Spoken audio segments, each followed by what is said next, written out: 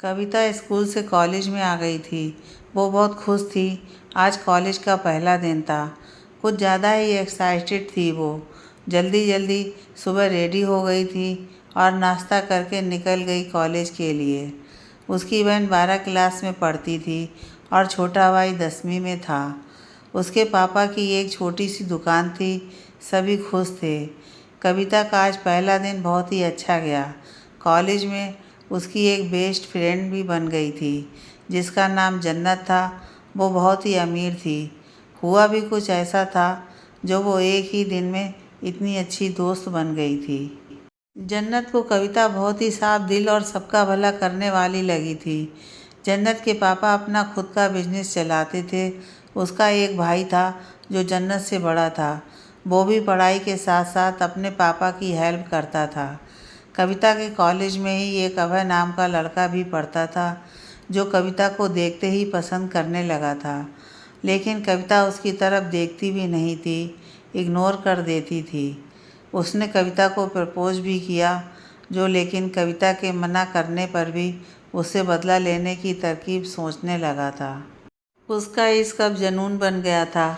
उसके लिए उसको लगा जब कविता उसकी नहीं हो सकती तो किसी की भी नहीं हो सकती। कविता को भी उसके इरादे ठीक नहीं लगते थे। वो सब समझती थी लेकिन घर में किसी को भी नहीं बताया इस बारे में, क्योंकि वो उन्हें परेशान नहीं करना चाहती थी। घर में इस वजह से भी चुप थी। वहीं जन्नत का भाई भी कविता को पसंद करता था।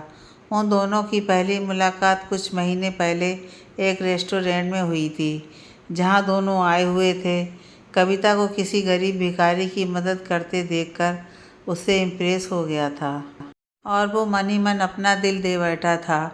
उसे तो पता ही नहीं था ये लड़की कौन है, क्या नाम है। वह उसके पास आने को हुआ तभी कविता गेट से बाहर चली गई थी। वो उसकी मासूम सी भोली सूरत और सीरत पर मर मिटा था। कविता और जन्नत की दोस्ती बहुत ही अच्छी थी। जन्नत कविता पर जान देती थी तो दूसरी तरफ कविता भी। दोनों में बहनों जैसा प्रेम था। एक बार जन्नत कविता को घर आने के लिए बोली तो कविता बोली कि किसी और दिन चलूँगी, क्योंकि एक तो घर में बताकर नहीं आई थी, जानती थी सब परेशान होंगे।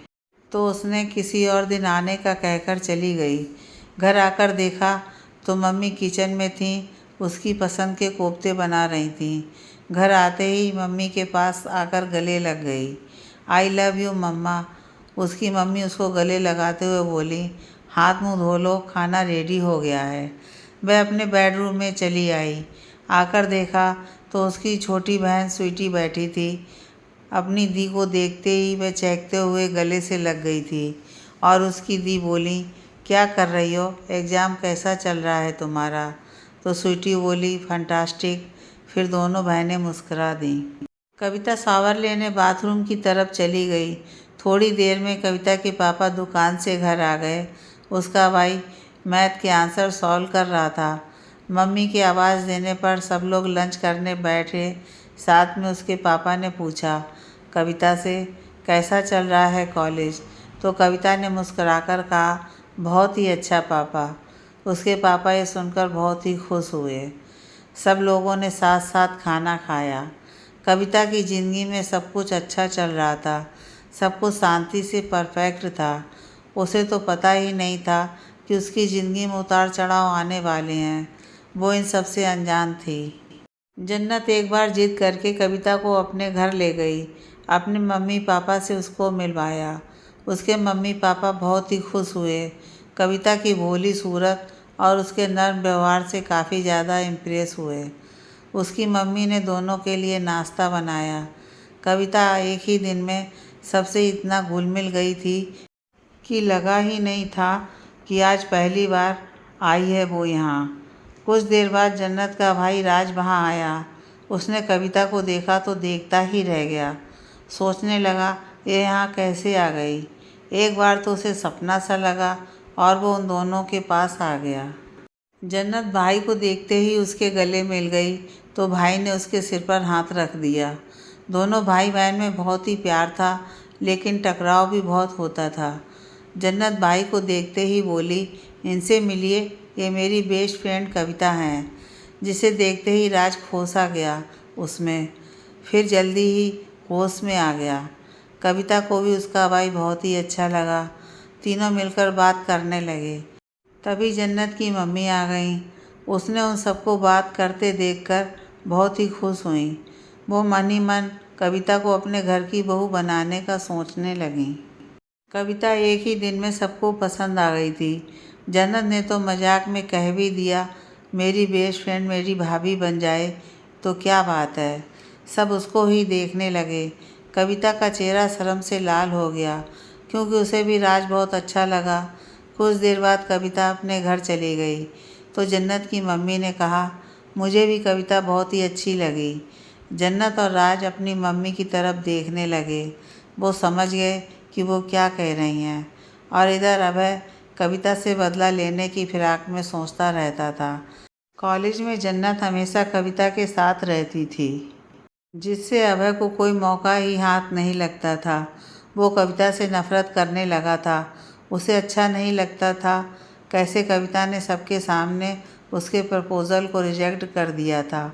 उसका इश्क अब जुनून बन गया था, कविता को पाने का और उससे बदला लेने का। एक बार कविता अकेले ही कॉलेज में उसे मिल गई, जिसका उसे कब से इंतज़ार था, और वो उसके सामने जाते ही उसे बाहों में लेकर किस करने लगा तो कविता को गुस्सा आ गया। उसने एक ज़ोरदार चांटा मार दिया अभय को, तो अभय वहाँ से गुस्से में चला गया। कविता भी गुस्से में बाहर निकल आई कॉलेज से और ऑटो देखने लगी। तभी राज अपनी कार से आता दिखाई दिया। उसने कविता को देखते ही कार रोक दिया। कविता भी उसे मना नहीं कर पाई और दोनों साथ में चले गए। रास्ते में राज ने कविता को बताया कि वह उसे बहुत ही ज़्यादा लाइक करता है। उसे पहली नज़र में ही कविता से प्यार हो गया था जब उसे रेस्टोरेंट में किसी गरीब भिखारी की मदद करते देखा, तो उसे उसी समय अपना दिल दे बैठा था। कविता भी उसके प्रपोज़ल को स्वीकार कर लेती है। कविता अपनी आने वाली ज़िंदगी के हसीन सपने देखने लगती है, लेकिन उसे क्या पता था आगे क्या होने वाला है। वो तो बस अपने आने वाले दिनों के बारे में सोच सोच कर खुश हो रही थी। जन्नत के मम्मी पापा ने राज और कविता के रिश्ते की बात करने उनके घर आए, तो कविता के पापा ने कहा, यह हमारी बेटी की खुशनसीबी है जो आप लोग खुद यहाँ चलकर उसके रिश्ते की बात करने आए हो। लेकिन हमारी हैसियत बहुत ही कम है। आप लोग तो जानते हैं हम लोग ज़्यादा कुछ नहीं दे सकते हैं, फिर भी कोशिश करेंगे जितनी औकात है उससे कहीं बढ़कर करने की। इतना कहते ही अपने हाथ जोड़ दिए उनके सामने। तभी जन्नत के पापा बोले, हमें कुछ नहीं चाहिए, बस हमारी बहू हमें दे दीजिए। इतना कहकर मुस्कुराने लगे। उनकी बात सुनकर सभी मुस्कुरा दिए। कविता भी ये देखकर बहुत ही खुश हो गई। सब कुछ ठीक चलता रहा। सब बहुत ही खुश थे। किसे क्या पता था आगे क्या होने वाला है। जन्नत और कविता के पापा ने सगाई की डेट भी फिक्स कर दी थी। कुछ दिन ऐसे ही हंसते मुस्कुराते निकल गए और सगाई का दिन भी आ गया। आज सुबह सब बहुत खुश थे। आखिर उनकी बेटी की सगाई जो हो रही थी इतने बड़े घर में। जन्नत तो बहुत ही ज़्यादा खुश थी। उसकी सबसे अच्छी दोस्त उसकी भाभी जो बनने वाली थी। कविता अपनी मम्मी को बोल पार्लर जाने के लिए घर से निकल गई थी। साथ में उसकी छोटी बहन भी गई थी। तभी राज का कॉल आ गया। उसने कविता से पूछा, कहाँ हो? कविता ने बता दिया तो वो आने के लिए बेताब हो गया।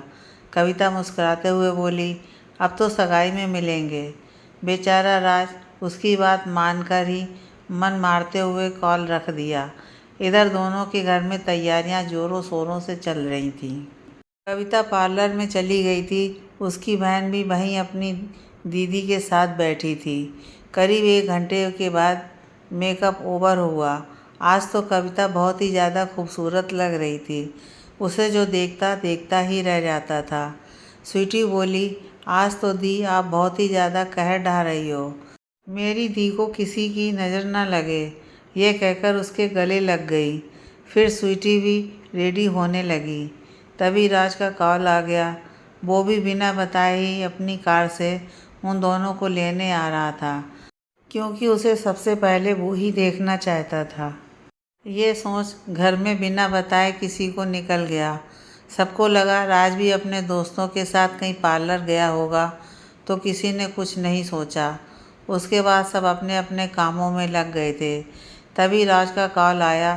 कविता को सुनाई नहीं दे रहा था, तो वह स्वीटी से बोलकर बाहर आ गई। वो दोनों बात कर ही रहे थे कि तभी कविता की चीख निकल गई, बहुत तेज़ी से, जिसे सुन राज कॉल में ही घबरा गया। राज सोचने लगा, अचानक से क्या हो गया, आखिर वो इतनी तेज़ क्यों चिल्लाई। मन में कोई अनहोनी की आशंका से जल्दी जल्दी ड्राइव करने लगा। उसका दिल बहुत ही बेचैन हो गया था। आखिरकार उसे इतना प्यार जो हो गया था, कभी भी वो कविता को उदास नहीं देख सकता था। यहाँ कविता की आवाज़ सुनकर स्वीटी भी बाहर आ गई थी। उसने जब कविता को देखा तो उसके होश ही उड़ गए थे। वो भी चिल्लाती हुई कविता के पास भाग कर आई। उसने देखा कविता अपने चेहरे पर दोनों हाथ रखकर रोए जा रही थी। उसे देखकर स्वीटी भी रोने लगी। उसने देखा कविता पर किसी ने तेजाब डाल दिया था, जिसकी वजह से उसे तेज जलन हो रही थी। वो कॉल करने लगी घर, अपनी मम्मी को। उसकी मम्मी ने कॉल रिसीव किया तो स्वीटी ने सब कुछ मम्मी को बताया, जिसे सुनकर उसकी मम्मी के होश ही उड़ गए। आज कितना अच्छा दिन था, जो उसकी बेटी की ज़िंदगी खुशियों में बंधने जा रही थी। कैसे एक पल में क्या से क्या हो गया था। उसी पल राज भी वहाँ आ गया। उसे देखते ही स्वीटी भागकर जीजू पास आ गई, जो होने वाले थे। राज कविता के पास आ गया। उसे ऐसी हालत में देखकर बेचैन हो गया था। जल्दी से उसे हॉस्पिटल की तरफ लेकर भागा। साथ में स्वीटी भी बैठ गई अपनी दी के साथ। कार तेज स्पीड में चल रही थी और स्वीटी रोए जा रही थी, जिसे देखकर राज उसे बोल रहा था, चुप हो जाओ, कुछ नहीं होगा तुम्हारी दीदी को। लेकिन खुद भी वो रो रहा था दिल ही दिल में। हॉस्पिटल पहुंचते ही डॉक्टर ने तुरंत इमरजेंसी में ले लिया और इधर हॉस्पिटल में सब लोग आ गए थे। सभी रोए जा रहे थे। किसी को कुछ समझ में नहीं आ रहा था, ये सब अचानक से कैसे और क्यों हो गया। जन्नत का भी रो रो कर बुरा हाल था। वो भी कविता से बहुत प्यार जो करती थी। तभी पुलिस आ गई। सबसे पूछताछ करने लगी, कोई कविता का दुश्मन है जिसने ऐसा किया होगा। किसी को कुछ नहीं पता था। सबने यही कहा, उसका कोई दुश्मन था ही नहीं, वो तो सबसे अच्छे से और प्यार से रहती थी। सब उसके दोस्त बन जाते थे।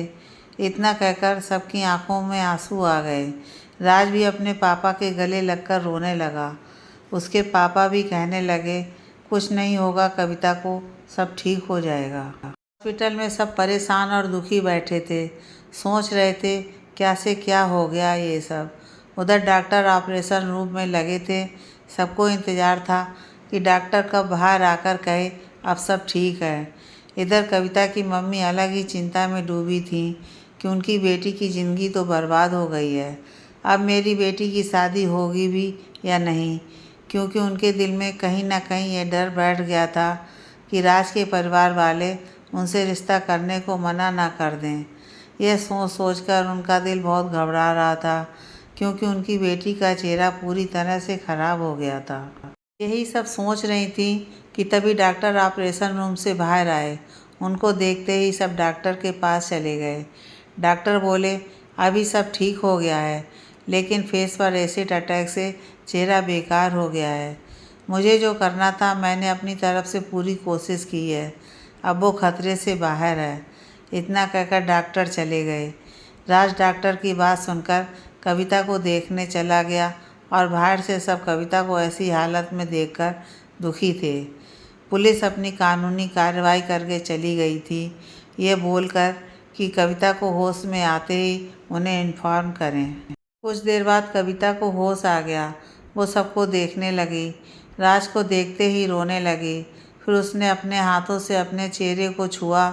उसे कुछ एहसास हुआ और वो बहुत रोने लगी। सब उसे समझाते रहे, लेकिन उसे जैसे कुछ समझ ही नहीं आ रहा हो। सभी जानते हैं एक लड़की के लिए उसका फेस कितना मायने रखता है। कविता का तो रो रो कर बुरा हाल था।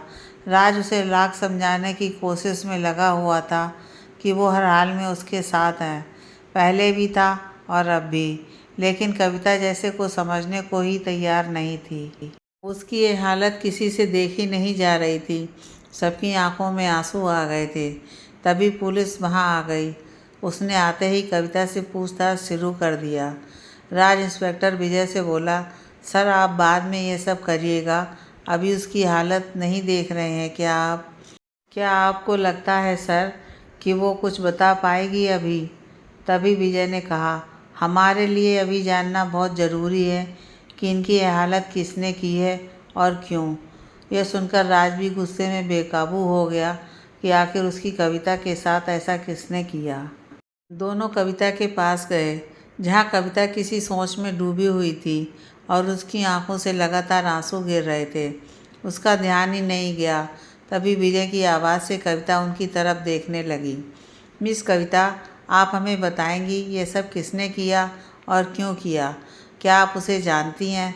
किसी से आपकी कोई दुश्मनी या फिर और कुछ? जिसे सुनकर कविता चौंक गई। अचानक उसे याद आया, कुछ दिन पहले अभय ने उसके साथ क्या किया था, कैसे उसे धमकी दी थी कि जब उसने सबके सामने उस पर हाथ उठाया था और वो बदला लेने की बोलकर चला गया था। कविता ने सब विजय को बता दिया, जिससे इंस्पेक्टर ने उसके बयान पर अभय को हिरासत में ले लिया। कड़ी पूछताछ के बाद अभय ने अपना गुनाह कबूल कर लिया। इधर कविता भी अपने घर आ गई। उसकी ज़िंदगी उसे वीरान सी लगने लगी थी, जैसे कुछ बचा ही नहीं हो, सब खत्म हो गया हो। कहाँ वो ज़िंदगी के हसीन सपने देख रही थी और अब उसको अपनी ज़िंदगी बोझ सी लगने लगी थी। ना किसी से मिलती, ना किसी से बात करती थी, यहाँ तक कि अपनी दोस्त जन्नत से भी नहीं मिलती थी। राज का कॉल भी नहीं उठाती थी। उसके मम्मी और पापा को उसकी ये हालत देखी नहीं जा रही थी। उनका दिल रोने लगता था अपनी बेटी की ऐसी हालत देखते हुए। कुछ दिन बाद राज फिर अपनी मम्मी पापा के साथ कविता के घर आया, अपने और कविता के रिश्ते के बारे में बात करने, जिसे देखकर कविता के मम्मी पापा बहुत ही खुश थे। उन्हें एक तरह का सुकून मिला। अब उनकी बेटी की नीरस भरी जिंदगी में रंग भर जाएंगे। फिर आखिर वो उनके माँ बाप थे। कोई माँ बाप ऐसे अपनी बेटी को घुट घुट के जीते कैसे देख पाएगा। उनकी आंखों में खुशी के आंसू छलक आए। कविता ने जब सुना तो उसने शादी के लिए मना कर दिया। राज ने उसके चेहरे को अपने दोनों हाथों में लेकर बोलने लगा, ये इनकार की क्या वजह है, मुझे बताओ। कविता उसकी तरफ ऐसे देखने लगी जैसे उसे कुछ पता ही ना हो मेरे इनकार की वजह। राज उसकी बात को देखते ही समझ गया। उसने कहा, मैंने तुम्हारे चेहरे से नहीं, तुमसे प्यार किया है। मेरे लिए तुम अब भी वही हो जो पहले थी। मुझे कोई फ़र्क नहीं पड़ता तुम्हारे चेहरे से, क्योंकि मैंने तुमसे दिल से प्यार किया है। अगर तुमने अब भी इनकार किया तो मैं कभी किसी और को नहीं अपना पाऊँगा। तुम चाहती हो कि मैं कभी शादी ना करूँ तो यही सही। ये कहकर जाने लगा। उसकी आंखों में अपने लिए इतना प्यार देखकर कविता की आंखों में आंसू निकल आए और वो भागकर राज के गले लगकर रो पड़ी। राज ने कहा, आखिर तुमने ऐसा सोचा कैसे कि मैं तुम्हें छोड़ दूँगा? ऐसा कभी नहीं होगा। कविता की आंखों में खुशी के आंसू बहने लगे। वो राज से माफ़ी मांगते हुए बोली कि वो नहीं चाहती थी कि राज की ज़िंदगी मेरी वजह से ख़राब हो जाए। राज ने कहा, तुम ये कैसी बातें कर रही हो? तुमसे शादी करके मेरी ज़िंदगी ख़राब कैसे हो सकती है? मैंने तुमसे सच्चा प्यार किया था, करता हूँ और करता रहूँगा हमेशा। सच्चा प्यार कभी किसी चीज़ का मोहताज नहीं होता और कभी कम भी नहीं होता है। मान लो कल को मुझे कुछ हो जाए तो क्या तुम मुझे छोड़ दोगी या तुम्हारा प्यार कम हो जाएगा मेरे लिए? नहीं ना। अब हम हमेशा एक दूसरे के साथ रहेंगे, कैसे भी हालात हों, कभी अलग नहीं होंगे। कविता ने एक नज़र सर उठाते हुए राज की तरफ देखा और मुस्कुराकर हाँ में सर हिला दिया। फिर दोनों की धूमधाम से शादी हो गई। जन्नत और घर के सभी लोग बहुत खुश थे और कविता राज जैसे हमसफ़र को पाकर खुद को खुशनसीब समझने लगी थी। बहुत ही समझती भी क्यों नहीं, आखिर उसकी ज़िंदगी में राज ने फिर से एक बार रंग भर दिए थे। उसे लगा अब ऐसे ही चेहरे के साथ रहकर घुट घुट के मर जाएगी। उसे अपनी ज़िंदगी के प्रति कोई लगाव ही नहीं रह गया था। अब दोनों अपनी ज़िंदगी में बहुत ही खुश थे।